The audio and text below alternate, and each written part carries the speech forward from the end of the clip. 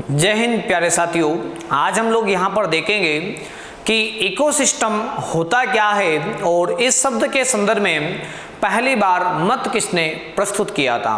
तो आइए हम लोग शुरुआत करते हैं। सबसे पहले हम लोग देखते हैं कि व्हाट इज द इकोसिस्टम, अर्थात पारिस्थितिक तंत्र या परितंत्र किसको कहा जाता है। यदि हम लोग जीवमंडल की बात करते या प्रकृति की बात करते तो या पर्यावरण की बात करते तो पर्यावरण की एक जो जैविक इकाई होती है जिसके अंतर्गत जीव जंतु, पेड़ पौधे और साथ में जलवायु घटक और ऊर्जा संघटक सब मिलकर के एक सिस्टम का क्या करते हैं, निर्माण करते हैं, जो एक दूसरे के ऊपर क्या होते हैं, निर्भर होते हैं। इस प्रकार के तंत्र को क्या कहा जाता है, तो हम लोग कहेंगे पारिस्थितिक तंत्र के रूप में हम लोग इसको जानेंगे।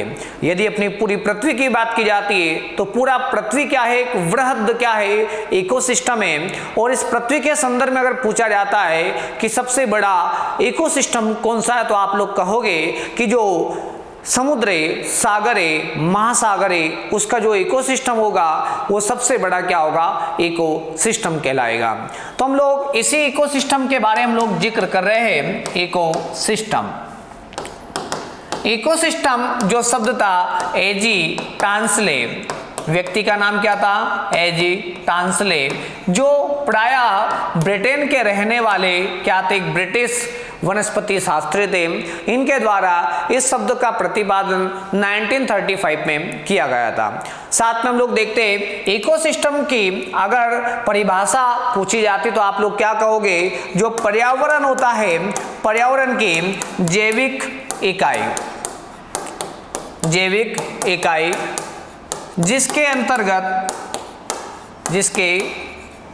अंतर्गत जीव जंतु, पादप व जलवायु घटक और ऊर्जा संघटक आपस में एक दूसरे से जुड़े हो,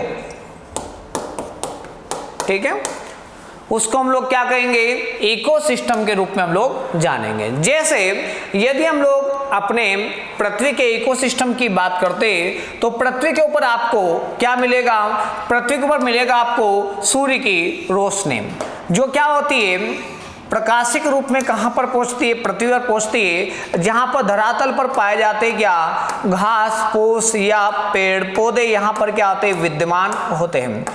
ये सबसे पहले सूर्य के प्रकाश का क्या करते हैं, सूर्य का प्रकाश का उपयोग करते हैं और प्रकाश संश्लेषण करते हैं और इनके ऊपर निर्भर होते हैं क्या, प्राथमिक उपभोक्ता। कौन निर्भर होते हैं, प्राथमिक उपभोक्ता यहाँ पर क्या होते हैं, निर्भर होते हैं और इनके ऊपर निर्भर होते हैं द्वितीयक उपभोक्ता और इनके ऊपर निर्भर होते हैं तृतीयक उपभोक्ता। अब ये जब इनकी क्या होती है, डेथ होती है, तो इनके ऊपर निर्भर होते हैं मृदा में कौन, अपघटक। कौन निर्भर होते हैं, अपघटक। एक समय ऐसा आता है कि पेड़ पौधों की भी डेथ होती है, प्राथमिक उपभोक्ता की, द्वितीयक उपभोक्ता की, तृतीयक उपभोक्ता की, प्रत्येक की डेथ होती है और ये पुनः कहाँ मिल जाते हैं, अपनी पृथ्वी पर मिल जाते हैं और इस पृथ्वी में पाए जाते हैं यहाँ पे क्या, अपघटक, डिकम्पोजर अर्थात बैक्टीरिया एंड क्या, फंगी यहाँ पर क्या आती है, विद्यमान होती है, जो इनको डिकम्पोज करके पुनः हमारी अर्थ में क्या कर देती है, मिला देती है।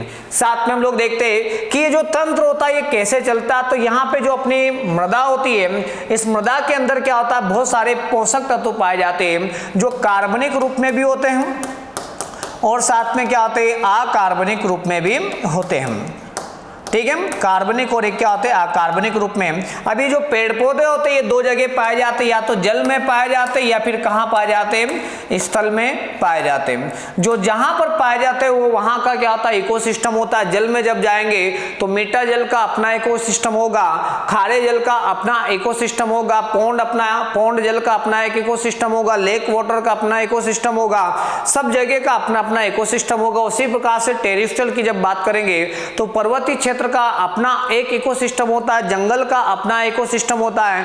अर्थात जैसी जलवायु होती, जैसा क्लाइमेट होता है, उस क्लाइमेट के अकॉर्डिंग क्या होता है, वनस्पतियां और उनके ऊपर निर्भर रहने वाले क्या होते हैं, जीव जंतु होते, जो वहां के इकोसिस्टम का क्या करते हैं, निर्माण करते हैं। ये डिपेंड किस पे करता है, जो सूर्य होता है, इस सूर्य की रोशनी की उपलब्धता किस प्रकार के स्थान को कितनी प्राप्त हो पा रही है, उसके अनुसार क्या होता है, क्लाइमेट क्या होता है, डिसाइडेड होता है। तो प्यारे साथियों, मुझे यकीन है कि आपको इकोसिस्टम क्या होता है ये समझ में आ गया होगा। तो कल हम लोग पुनः आप लोगों से जल्दी मिलेंगे। जय हिंद, जय भारत, धन्यवाद।